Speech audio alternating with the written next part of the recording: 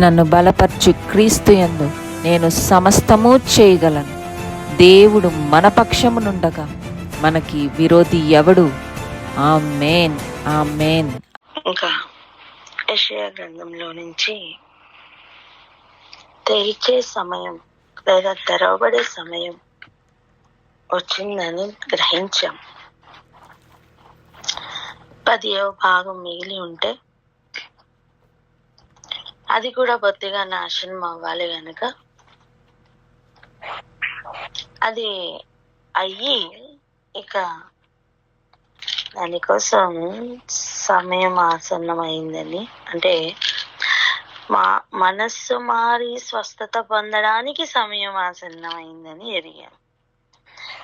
యేసు ప్రభు వారు పరిచర్య ప్రారంభించి ఎలా మాట్లాడటం స్టార్ట్ చేశారో వెళ్దాం రండి. మత్తయి సువార్త 3వ అధ్యాయం, మత్తయి సువార్త 4వ అధ్యాయానికి వెళ్దాం రండి. 4వ అధ్యాయం 17వ వచనం చదువుదాం. 17.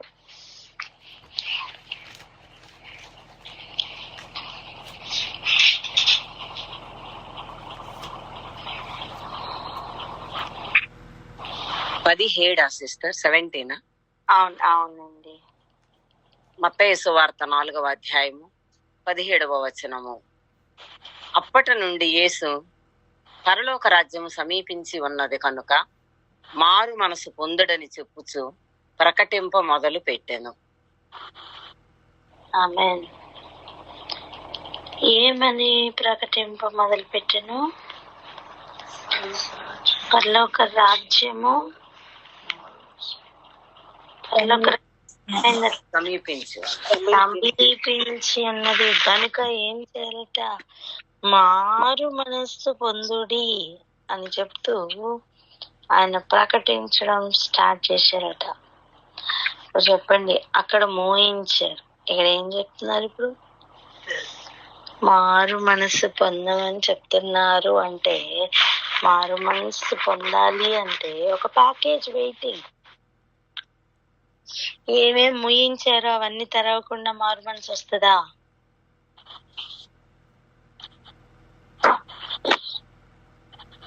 ఏమేమి ముయించారో అవన్నీ తెరవకుండా మారు మనసు వస్తుందా అండి? ఇప్పుడు మనం ఒక పెద్ద ఇల్లు ఓపెన్ చేయాలి. గేట్స్ ఒక 2-3 ఉన్నాయి. అవేవి ఓపెన్ చేయలేదు. ఆ డోర్ ఓపెన్ అవుతుందా? ఆ ఇల్లు ఓపెన్ అవుతుందా? లేదు. బయట నుంచి మెయిన్ గేట్ నుంచి ఓపెన్ చేసుకుంటూ వెళ్ళాలా? మెయిన్ గేట్, లోపల గేట్ ఓపెన్ చేస్తే అప్పుడు ఆ ఇల్లు ఓపెన్ అయినట్టు. అలా వీళ్ళు డోర్స్ ఓపెన్ అవ్వాలి. ఓకే, మారు మనసు పొందడానికి డోర్స్ ఓపెన్ అవ్వాలి. మాట చెప్పండి. మారు మనసు పొందడానికి డోర్స్ ఓపెన్ అవ్వాలి. ఆమేన్. ఇప్పుడు అది అలా పట్టుకోండి. ఆ మాటను అలా మనసులో పెట్టుకోండి. ఇప్పుడు మత్తయి సువార్త 13వ అధ్యాయానికి వెళ్దాం. మత్తయి సువార్త 13వ అధ్యాయం 10 నుండి 15 వరకు చదవాల. 10 నుండి 17 వరకు చదవండి. 10 నుండి 17. మత్తయి సువార్త 13వ అధ్యాయము 10వ వచనము నుంచి 17వ వచనము వరకు. తర్వాత శిష్యులు వచ్చి, నీవు ఉపమాన రీతిగా ఎందుకు వారితో మాట్లాడుచున్నావని ఆయనను అడుగగా, ఆయన వారితో ఇట్లా నేను పరలోక రాజ్య మర్మములు ఎరుగుట మీకు అనుగ్రహింపబడి ఉన్నది, కానీ వారికి అనుగ్రహింపబడలేదు. కలిగిన వానికే ఇయ్యబడును, వానికి సమృద్ధి కలుగును. లేని వానికి కలిగినది వాని యొద్ద నుండి తీసివేయబడును. మరియు వారు చూచుచుండియు చూడరు, వినుచుండియు వెనకయు, గ్రహింపకయు ఉన్నారు. ఇందు నిమిత్తము నేను ఉపమాన రీతిగా వారికి బోధించుచున్నాను.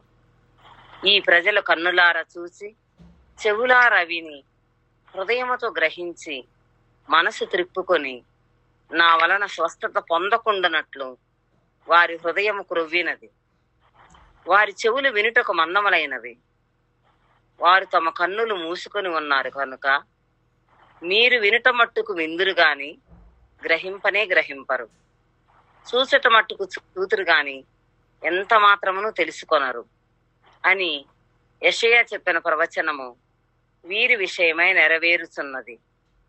అయితే మీ కన్నులు చూచుచున్నవి గనక అవి ధన్యములైనవి, మీ చెవులు వినుచున్నవి గనక అవి ధన్యములైనవి. అనేక ప్రవక్తలను నీతిమంతులను మీరు చూసు వాటిని చూడగోరియు చూడకపోయిరి, మీరు విను వాటిని వినగోరియు వినకపోయిరని మీతో నిశ్చయముగా చెప్పుచున్నాను. ఇది స్తోత్రం. ఇక్కడ ఆలోచించండి, ఆయన ఎంత క్లారిటీతో చెప్పేస్తున్నారో చూసారా. కలిగిన వానికి ఎవడును ఎందుకు ఉపమాన రీతిగా బోధిస్తున్నా అంటే, ఒకవేళ వాళ్ళు మనస్సు తిప్పుకుంటారేమో అని. అంటే వాళ్ళని తిప్పుకోవాలి అని ప్రభు ఇలా చెప్తున్నారా, తిప్పుకోకూడదు అని ఇలా చెప్తున్నారా? తిప్పుకోకూడదు అని, తిప్పుకోకూడదనే చెప్తున్నారు. ఇంకొక ఏరియాకి వెళ్దాం రండి. మార్కు సువార్త 4వ అధ్యాయం. మార్కు సువార్త 4వ అధ్యాయం.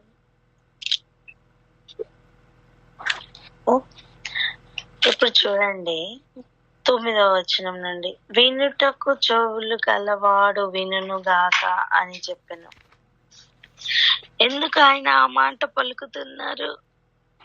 చెవి కలిగిన వాడు ఆత్మ చెప్పుచున్న మాట వినును గాక, ఇటువంటి పదాలు ఎందుకు ఆయన పలుకుతున్నారు అంటే, ఆ డోర్స్ ఓపెన్ అయిన వాడు మాత్రమే ఈ మాటలు లోపలికి తీసుకుని వెళ్తాడు. చెవులు అనే డోర్స్ ఓపెన్ అవ్వలేని వానికి ఈ మాటలు ఏమి ప్రభావం చూపించవు. ఏమండి, నశించిపోతున్న వారికి వెరితనంగా సువార్త కనిపిస్తుంది, కానీ రక్షింపబడుచున్న మనకు ఎలా ఉంది? దేవుని శక్తి లేదా అంటే, ఒకటే మాట ఒకరు పవర్ఫుల్ గా ఫీల్ అవుతున్నారు, అదే మాట ఒకరు వెర్రిగా ఫీల్ అవుతున్నారు.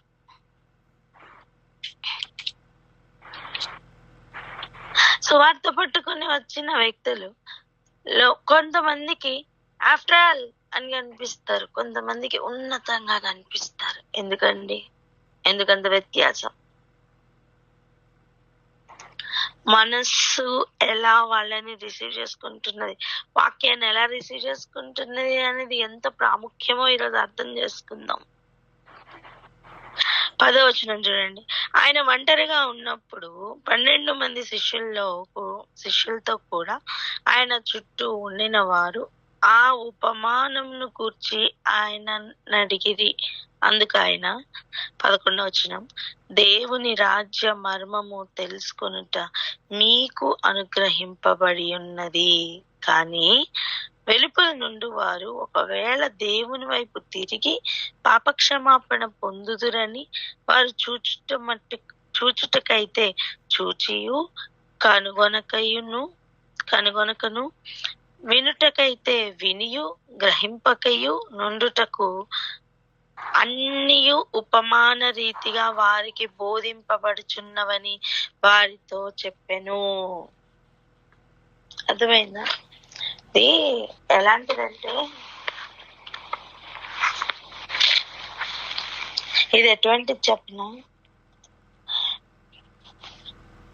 చెవులకి మనం చాలా స్టడ్స్ పెట్టుకుంటాం కదా. పెట్టుకుంటున్న కాలంలో నేను కూడా చాలా వెరైటీస్ పెట్టుకునేదాన్ని. ఇప్పుడు ఒక 30-40 జతలు మంచి బంగారంవి ఉన్నాయి అనుకోండి. ఏవి? చెవులు యొక్క స్టడ్స్. ఓకే, 30 జతలు అంటే ఎన్ని ఉంటాయండి అవి? మొత్తం 60. 2 చెవులు కనుక 2 ఉండాలి కనుక 30 రకాలు ఎన్ని ఉంటాయి? 60 ఉంటాయి. ఓకే, ఇప్పుడు ఉపమానములతో కలిపి ప్రభు చెప్తున్న లెవెల్ ఎలాంటిదో చెప్తున్నాను నేను. 60 పీసెస్ ఉన్నాయి, ఏవి బంగారంవి స్టడ్స్. ఇప్పుడు నేను వాటిని దగ్గర 300 400 ఇమిటేషన్ జ్యువెలరీతో కలిపేశాను అనుకోండి. ఒరిజినల్ ఎన్ని? 60. చెప్పండి, ఒరిజినల్ ఎన్ని? 60. నేను సేమ్ టు సేమ్ కనిపిస్తున్నా, కనిపెట్టలేకుండా ఉండే ఇమిటేషన్ జ్యువెలరీ, 1 గ్రామ్ జ్యువెలరీ ఉంటాయి చూడండి, అలాంటి వాటి సేమ్ ఇంకా బంగారం లాగానే కనిపించే అవి ఒక 400. ఓకే, 400 జతలు అంటే అవన్నీ 800. 800 పీసెస్ లో నేను 60 పీసెస్ మొత్తం కలిపి పెడితే అక్కడ మొత్తం ఎన్ని ఉన్నాయి? 860 పీసెస్ ఉన్నాయి. ఓకే, ఇప్పుడు అవన్నీ కలిపేసి జనసమూహం అందరు ఎదురుగుండా పెట్టేశాను. ఎలా ఉంటది? అందరికీ ఆ బంగారం వస్తాయా? రావు. ఒకవేళ నాకు ఇష్టం లేని వారు అవి ఎక్కడ తీసుకుంటారో అని నాకు డౌట్ వస్తే నేనేం చేస్తా, నా దగ్గర మొత్తం 800 ఉన్నాయి కదా ఫేక్వి, అవి ముందు పెడతా ఉంటాను అన్నమాట, వాళ్ళు సెలెక్ట్ చేసుకోవడానికి. మీకు అర్థమైందా? ఒరిజినల్ నా దగ్గర 60 ఉన్నాయి, అవి ఇవి కలిపి చూపిస్తూ ఉంటా. కానీ వాళ్ళు తీసుకునే టైంకి, వాళ్ళ చేతికి ఎన్నుకునే టైంకి ఈ ఫేక్ జ్యువెలరీ ఏదైతే ఉందో అది ముందు పెడుతున్నాను అనుకోండి, అందులో ఒరిజినల్ కానీ ఇంకా ఎక్కువ మెరుస్తాయి కదా, ఇంకా ఎక్కువ అట్రాక్ట్ చేస్తాయి కదా. సో అవి తీసుకుని అక్కడ టైం వేస్ట్ చేసే వాళ్ళు చాలా మంది ఉంటారు. ఎగ్జాక్ట్ గా అలాగనే చూచుట మట్టుకు చూస్తారు కానీ తెలుసుకోకుండా ఉండడానికి, వినుట మట్టుకు వింటారు కానీ గ్రహించకుండా ఉండడానికి గల ముఖ్య కారణం ఏంటి అంటే, ఒకవేళ వారు మారు మనసు పొందుతారేమో అని.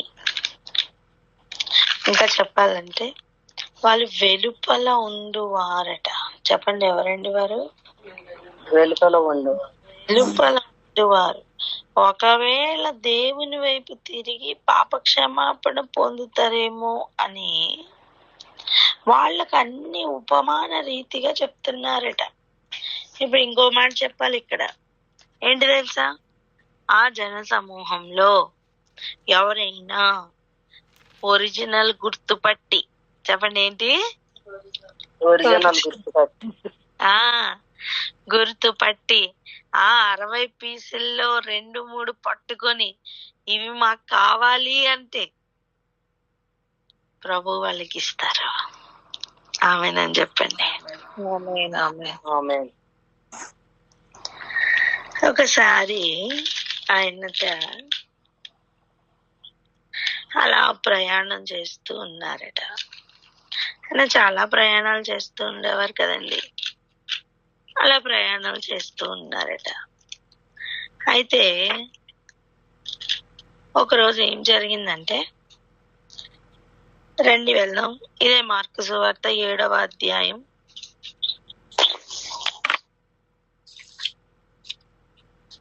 25వ వచనం నుండి 27 వరకు చదవండి సిస్టర్. 25 నుండి 27 వరకు. మార్కు సువార్త 7వ అధ్యాయము 25 నుంచి 27వ వచనము వరకు. అపవిత్రాత్మ పట్టిన చిన్న కుమార్తె గల ఒక స్త్రీ ఆయనను గూర్చి విని వెంటనే వచ్చి ఆయన పాదముల మీద పడెను. ఆ స్త్రీ సురోఫెనికయ వంశమందు పుట్టిన గ్రీసు దేశస్థురాలు. ఆమె తన కుమార్తెలో నుండి ఆ దయ్యమును వెళ్ళగొట్టుమని ఆయనను వేడుకొనెను. ఆయన ఆమెను చూచి పిల్లలు మొదట తృప్తి పొందవలెను. పిల్లల రొట్టె తీసుకొని కుక్క పిల్లలకు వేయుట యుక్తము కాదనెను. ఇక్కడ చూసారా, జన సమూహంలో వారికి అన్ని ఉపమాన రీతిగా చెప్తూ ఉండేవాళ్ళు. ఇప్పుడు జన సమూహంలో నుంచి గ్రీసు దేశస్థురాలు ఒక ఆమె వచ్చి అడుగుతుంది, నా కుమార్తెలో నుండి ఆ దెయ్యంను వెళ్ళగొట్టమని. దానికి కూడా ప్రభు ఏం చెప్తున్నారు? మనస్సు మారడం పక్కన పెట్టండి, ఒక స్వస్థత పొందడానికి కూడా ప్రభు ఏం చెప్తున్నారు? మొదట పిల్లలు తృప్తి పొందవలెను. ఎవరండి మొదట పిల్లలు? మొదట అవకాశం ఎవరికి ఇచ్చారండి? ఇశ్రాయేలీలకి. చెప్పండి, ఎవరికి? ఇశ్రాయేలీయులు. మొదట పిల్లలకి ఆ అవకాశం ఇస్తున్నారు. ఆయన నీతి న్యాయంలో ఉన్నతమైనవండి. ఆయన గ్రీస్ దేశస్త్రాలతో డైరెక్ట్ గా చెప్పేస్తున్నారు, మొదట పిల్లలు తృప్తి పొందాల. పిల్లల రొట్టె తీసుకొని కుక్క పిల్లలకు వేయుట యుక్తం కాదు. అంటే ఆమె ఆయనను తొందర పెట్టిన మాట ఒకసారి చూడండి. ఆయనను బలవంత పెట్టిన మాట, నిజానికి ఆయన మనస్సును కట్టివేసిన మాట ఏంటి తెలుసా? ఆమంటుంది చూడండి, నిజమేప్పా, అయితే కుక్క పిల్లలు కూడా బల్ల కింద ఉండి, ఎక్కడుండి? పల్లకి కింద ఉండి. బల్ల కింద ఉండి అంటే ఏంటి? భోజనపు బల్ల కింద ఉండి కుక్క పిల్లలు కూడా పిల్లలు పడవేయు రొట్టె ముక్కలు తినును గదా అని ఆయనతో చెప్పాను. ఏమి ఎదురు చూస్తుంది అక్కడ కుక్క? రొట్టె ముక్క. బల్ల మీద నుంచి పడే రొట్టె ముక్క అని చెప్పండి. బల్ల మీద నుంచి పడే రొట్టె ముక్క కోసం. ఏంటి ఇక్కడ ఎందుకు అలా పోలుస్తున్నారు? ఈమెందుకు దాన్ని యాక్సెప్ట్ చేసింది? ఈమెందుకు ఆ మాట అంటుంది? మీకు అర్థమవుతుందా? జన సమూహంలో ఉన్నవారు, వెలుపల ఉండువారు, వారు ఒకవేళ మారు మనసు పొందుతారేమో అని ఎలాగైతే ఆయన అన్ని ఉపమానాలతో కలిపేసి ఆయన మర్మములు, రాజ్య మర్మములు చెప్పేస్తూ ఉన్నారో, కొంతమంది ఉంటారు మాకు రాజ్య మర్మము కావాలనేవారు. వారికి ఉపమానాలు పట్టవు. ఉపమానాలు పక్కన పెట్టి ఆ రాజ్య మర్మములు పికప్ చేసుకుంటూ ఉంటారు. ఒక స్వస్థతనే ప్రభువు నేను పిల్లలు తృప్తి పొందకుండా పెట్టలేను అంటే, ఆమె అడుగుతుంది బల్ల కింద ఉంటే కుక్క పిల్ల, ఆ బల్ల మీద నుండి పిల్లలు రిజెక్ట్ చేసి కింద పడేసిన రొట్టె ముక్క చాలు కదా ఆ కుక్కకి అని.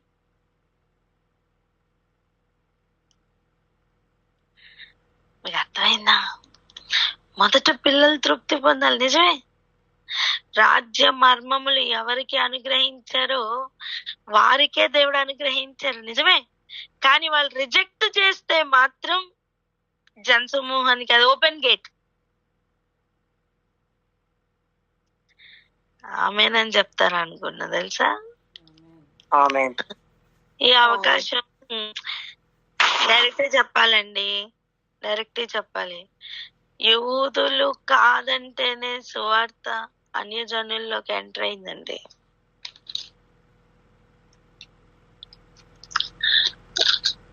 ఆ మాట చెప్తారా?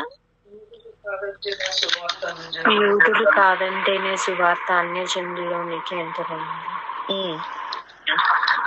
ఒకవేళ యూదులు గనక యాక్సెప్ట్ చేసి వాళ్ళ అన్ని దేవుని మాట విని అన్ని చూచుట మట్టుకు చూతురు కాని గ్రహింపరు, కానకుందురు, తెలుసుకొనకుందురు, ఈ లెవెల్లో ఆగకుండా చూచినవన్నీ పొందుకొని ఉంటే వీరికి వచ్చేది కాదు.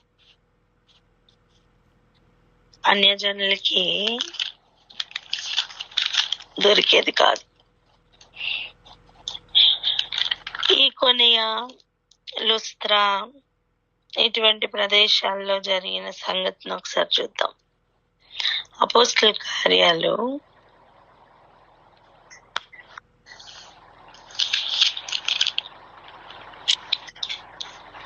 14 చూడండి ఒకసారి. 15వ అధ్యాయంకి వెళ్ళిపోదాం. 15వ అధ్యాయం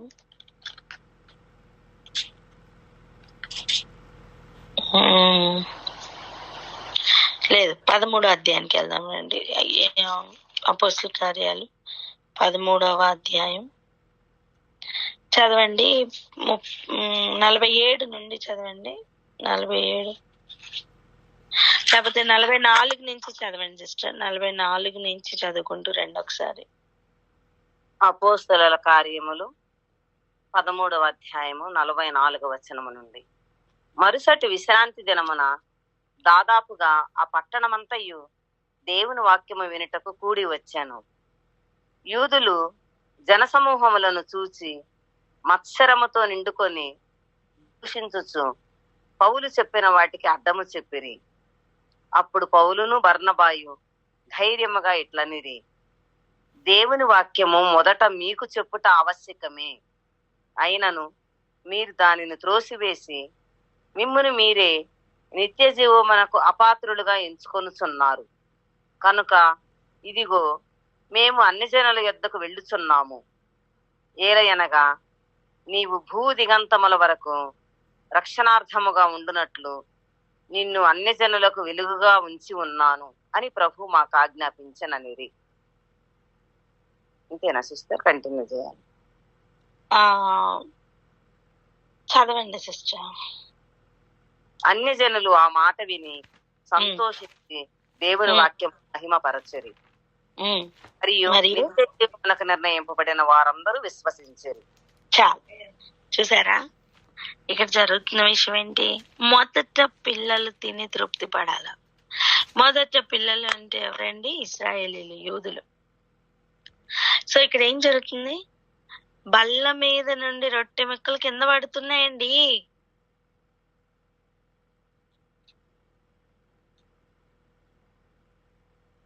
నలభై 45వ వచనం. యూదులు జనసమూహములను చూచి మత్సరముతో నిండుకొని దూషించుచు పౌలు చెప్పిన వాటికి అడ్డము చెప్పిరి.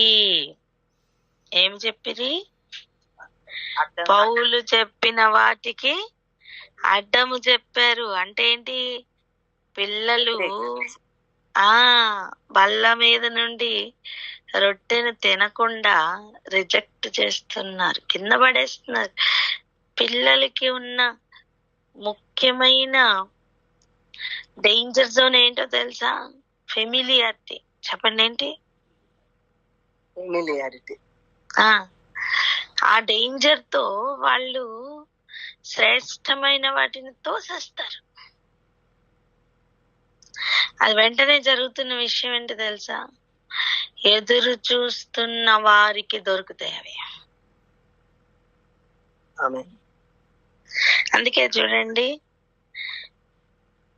49వ వచనం చదివి వెంటనే 52 చదవాలి.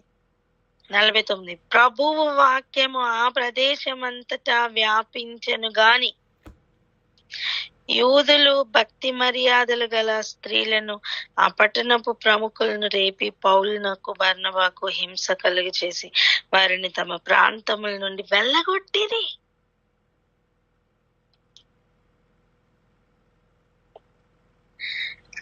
అప్పుడు ఏం చేశారట? వీరు తమ పాదధూళిని వారి తట్టు తులిపివేసి ఈ కొనియాకు వచ్చిరి. అయితే శిష్యులు ఆనందభరితులై పరిశుద్ధాత్మతో నిండిన వారైరి. ఎందుకండి? ఎందుకు? వాళ్ళు రిజెక్ట్ చేస్తేనే వీళ్ళకి వస్తుంది. ఈ గ్రౌండ్ రూల్ కొంచెం అర్థం చేసుకుందాం.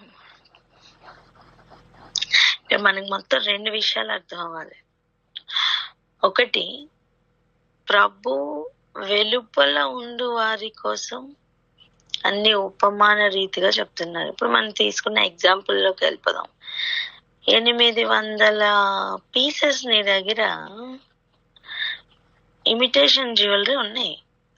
60 పీసెస్ నీ దగ్గర ఒరిజినల్ బంగారం, నిక్కచ్చైన బంగారంతో చేసిన పీసెస్ ఉన్నాయి. రెండు ఒకేలా కనిపిస్తున్నాయి. అన్ని మిక్స్ చేసేసావు, ఎదురుగుండా పెట్టావు. కానీ ఒరిజినాలిటీ మాత్రమే పరిచయం చేసావు యూదులకి, పిల్లలకి. వాళ్ళకేమో అవి చూసి చూసి చూసి చూసి అలవాటైపోయాయి. ఇప్పుడు వాళ్ళకి అవి పెద్ద మ్యాటర్గా లేవు. అవి చాలా ప్రెషియస్ అయినప్పటికీ కూడా పెద్ద మ్యాటర్గా అనిపించట్లా. ఓకే, కానీ ఈ బయట ఉన్నవారు, వెలుపట ఉన్నవారు, ఈ జన సమూహంలో ఉన్నవారు, వారందరికీ కూడా ఆ ఫేక్ జ్యువెలరీతో తృప్తి పడిపోతున్నారు. అబ్బా మాకు దొరికింది, మాకు దొరికిందని. కానీ వాళ్ళల్లో ఎవరికి కూడా ఈ 60 పీసెస్ లో ఉన్న పీసెస్ ఎవరికి దొరకట్లా. కానీ కొంతమంది ఉన్నారు ఆ 60 పీసెస్ ని గుర్తుపట్టి వాటిని తీసుకోవాలనే వాళ్ళు. అప్పుడు వాళ్ళ పట్టుకోగానే ప్రభు ఆ చేయి పట్టుకుని ఆపుతుంటే వాళ్ళు, లేదు ప్రభు ఇది నాకు కావాలి అంటే, లేదు ఇవి మొదట యూదులకి అంటే వాళ్ళకి అర్థమైపోయింది. ప్రభు మొదట యూదులకే, కానీ వాళ్ళు రిజెక్ట్ చేస్తే మాకే కదా ప్రభు అని వాళ్ళు ఎప్పుడు రిజెక్ట్ చేస్తారా అని ఎదురు చూస్తున్న వారు కూడా ఉన్నారు. బళ్ళ కింద నుండి రొట్టె ముక్కలు కుక్క పిల్లలు తింటాయి కదా ప్రభా అంటే, ఆ కుక్క పిల్లకున్న ఆశ ఏంటి? బళ్ళ మీద కూర్చున్న పిల్లలు ఎప్పుడు రిజెక్ట్ చేస్తారా అని వెయిటింగ్ ఈ కింద ఉన్న కుక్క పిల్లలు. ప్రభు ఇంకేమనలా. ఆ మాట అనగానే ఆమెతో ఏమన్నారో చూడండి. మార్కు సువార్త 7వ అధ్యాయంలో 28. అందుకు ఆమె, నిజమే ప్రభా, అయితే కుక్క పిల్లలు కూడా బల్ల కింద ఉండి పిల్లలు పడవేయు రొట్టె ముక్కలు తినును గదా అని ఆయనతో చెప్పాను. 29. అందుకు ఆయన, ఈ మాట చెప్పినందున వెళ్ళుము. ఏ మాట? ఈ మాట చెప్పినందున వెళ్ళుము అంటే ఏంటి అర్థం? నేను వెయిట్ చేస్తా ప్రభా, ఆ బల్ల కిందే వెయిట్ చేస్తా, ఏదన్నా రొట్టె ముక్క పడుతుందేమో అని వెయిట్ చేస్తా. మొదట పిల్లలకి అవకాశం ఇవ్వండి. వాళ్ళు రిజెక్ట్ చేస్తే మాత్రం అది కింద పడుతుంది కదా, అది నాకు ఇవ్వండి అని ఆమె ఇండైరెక్ట్ గా ఆయనతో పాటు సమానంగా మాట్లాడింది. ఆయన ఉపమాన రీతిగానే మాట్లాడారు మర్మమును. ఆమె ఆ మర్మమును రిసీవ్ చేసుకుని ఆమె కూడా ఆ ఉపమానంలోనికే దిగి ప్రభువును వేడుకుంది. ఆమెనని చెప్పండి. అక్కడ ఆయన మనస్సును ఆమె ఏం చేసింది? ఆకట్టుకుంది.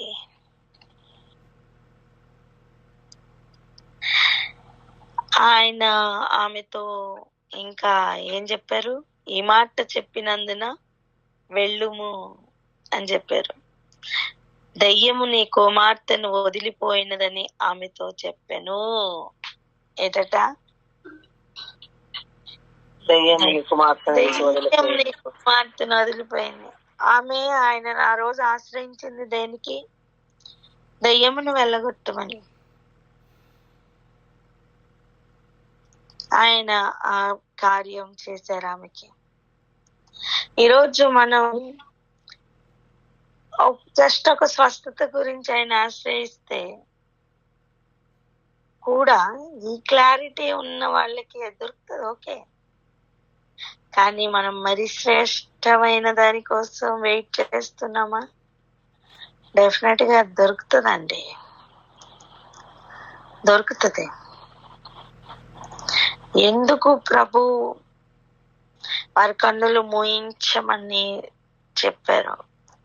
ఎందుకు ప్రభు మారు మనస్సు పొందకుండా హృదయాల్ని క్రోవ చేశారు అంటే ఆయన చిత్తం అందరినీ రక్షించాలని, అందరినీ అవిధేయతలో బంధించి ఉంచారు. చెప్పండి అన్నమాట. అందరినీ అవిధేయతను బంధించి ఉన్నారు. ఆయన అందరినీ రక్షించాలని ఉన్నారు, అందరినీ కరుణించాలని ఉన్నారు. రోమా పత్రిక 11వ అధ్యాయం 28 నుండి 32 వరకు చదవండి.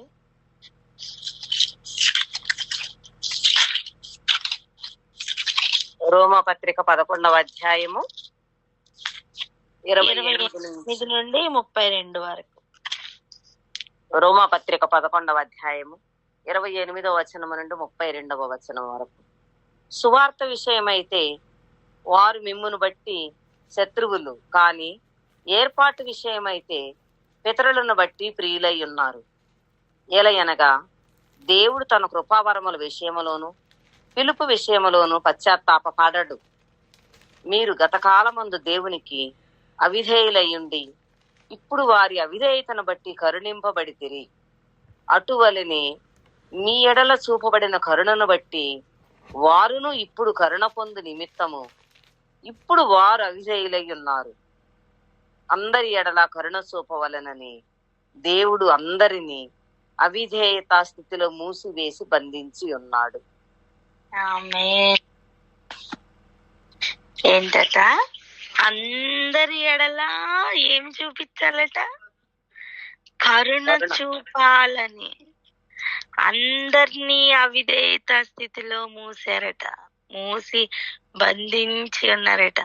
సో ఎవరెవరిని ప్రభువు అనుమతిస్తారో వారు బయటికి రాగలుగుతారు. ఆమేన్. అర్థమైందా? ఎందులో నుంచి బయటకు వస్తారు? అవిధేయతలో నుండి బయటికి వస్తారు. చెప్పండి అన్నమాట.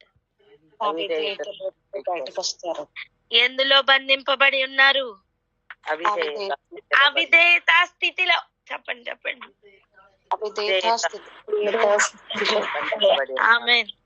ఇది ఒక గొప్ప మార్గం. ఎందుకు వారు మారట్లేదు? ఎందుకు వీరు మారట్లేదు? ఇప్పుడు అర్థమైందా? అందరినీ ఆయన కరుణించాలని, అందరినీ కూడా అవిధేయత స్థితిలో బంధించి ఉన్నారట. సో ఆయన కరుణ చూపాలనే ఉన్నారు. అర్థమవుతుందా? ఏమున్నారండి? ఇప్పుడు మన మెయిన్ మ్యాటర్ లోకి వెళ్ళిపోదాం. ఏ గ్రంథం? మీకా గ్రంథం. Very good. 7th chapter. First మనం 20వ వచనం చదువుదాం, తర్వాత 19 చదవండి. మీకా గ్రంథం 7వ అధ్యాయము 20వ వచనము. పూర్వకాలమున నీవు మా పితరులైన అబ్రహాము యాకోబులకు ప్రమాణము చేసిన సత్యమును కనికరమును నీవు అనుగ్రహింతువు. మన దోషములను ఆయన మరల మన యందు జాలిపడును, మన దోషములను అణిచివేయను, వారి పాపములన్నిటినీ సముద్రపు అగాధములలో నీవు పడవేతువు. ఇక్కడ చూసారా? మరలా ఆయన ఏమనుగ్రహిస్తారట? సత్యమును కనికరమును. చెప్పండి. సత్యమును కనికరమును. అదే కదా ఆయన కరుణించాలని, అందరినీ కరుణించాలని ఏం చేశారట? అందరినీ అవిధేయత స్థితిలో బంధించి ఉంచారట. ఆయన ఎవరిని కరుణిస్తున్నారు? అప్పుడు అందరినీ కరుణిస్తున్నారు.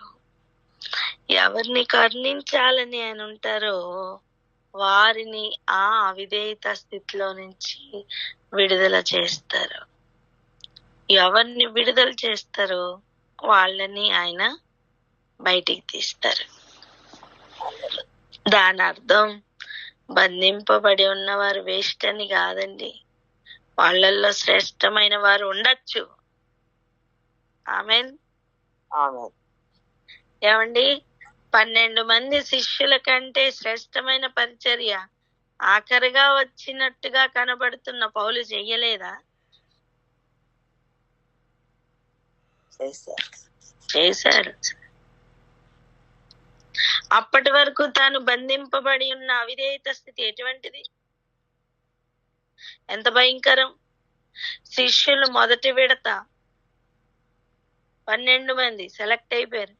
రెండో విడత 7 సెలెక్ట్ అయిపోయారు. అందులో ఎక్కడైనా పౌలు ఉన్నాడా? లేదు. శిష్యులకి ఇచ్చిన ట్రైనింగ్ లాంటి ట్రైనింగ్ లో పౌలు ఉండేనా? లేదు. అయినా రోషముతో వారికంటే ఎక్కువ పరిచయం ఎలా చేశాడండి?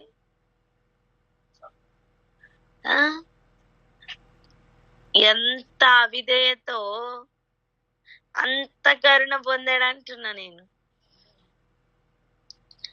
ఏంటండి అసలు దెయ్యములు కూడా ప్రభు మాట వినేవి తెలుసా? శాస్త్రుల పరిచయాలు వినేవాళ్ళు కాదు. అలాంటి పరిచయుల్లో నుంచి కరుణింపబడి బయటకు వచ్చాడండి పౌలు.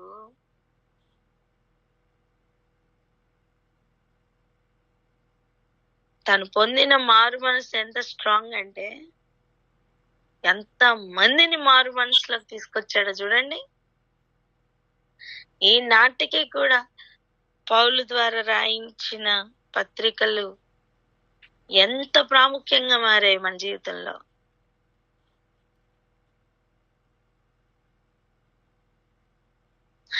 చూడండి, అంత సమీపమైంది, పరలోక రాజ్యం సమీపమైంది. సో ఏం పొందాలా? మారు మనస్సు పొందాలా. మారు మనస్సు ఇప్పుడు పొందట్లేని వాళ్ళు చీప్ కాదండి. వారిని కూడా కరుణించాలని దేవుడు వారిని అవిధేయత స్థితిలో పెట్టారు. వారు బయటకు వచ్చినప్పుడు వారి కార్యాలు వారు చేస్తారు. ముందొచ్చిన వారు గొప్పవారు ఏం కాదు. ముందొచ్చిన వారికి డేంజర్ జోన్ ఏంటది? ఒకవేళ వాళ్ళు రిజెక్ట్ చేస్తే ఆ రొట్టె ముక్క ఎవరికి వెళ్ళిపోద్ది? కింద ఉన్న వారికి వెళ్ళిపోద్ది. ప్రస్తుతం అవిధేయతలో ఉన్న వారికి వెళ్ళిపోద్ది. అన్యజనులకు వెళ్ళిపోద్ది. ఇదంతా ఎంతవరకు? భోజనపు బల్ల దగ్గర టైం వరకే.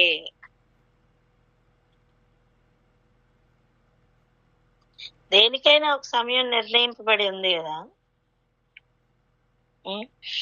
దేవుడు అందరినీ కరుణించాలనే ప్రభు దీన్ని అలౌ చేస్తున్నారు. ఈరోజు ఒకటే ప్రార్థన చేసుకుందాం. ఏమనంటే, ప్రభా మాకు ఆ మారు మనస్సు కావాలి. మమ్మల్ని కరుణించమని అడుగుదాం. గుడ్డివాడు అడుగుతున్నాడు, దావీదు కుమారుడా నన్ను దాటిపోకయ్యా, నన్ను కరుణించయ్యా. ఈరోజు ఆ మాట అడుగుదామా? ప్రభు కనికరం చూపించాలని, సత్యమును ఇవ్వాలని వెయిట్ చేస్తున్నారు. కానీ అది దాని కొరకు ఎదురు చూస్తున్న వారి కొరకు మరి ఆయన ఎక్కువగా ఎదురు చూస్తున్నారు. మారు మనస్సు కావాలని ఎదురు చూస్తున్న వారికి అది ఖచ్చితంగా దొరుకుతుంది. ఈరోజు ఆ ఎదురు చూపులకు వెళ్ళి ప్రార్థన చేద్దాం అక్క. Hallelujah. Thank you Jesus. Thank you lord.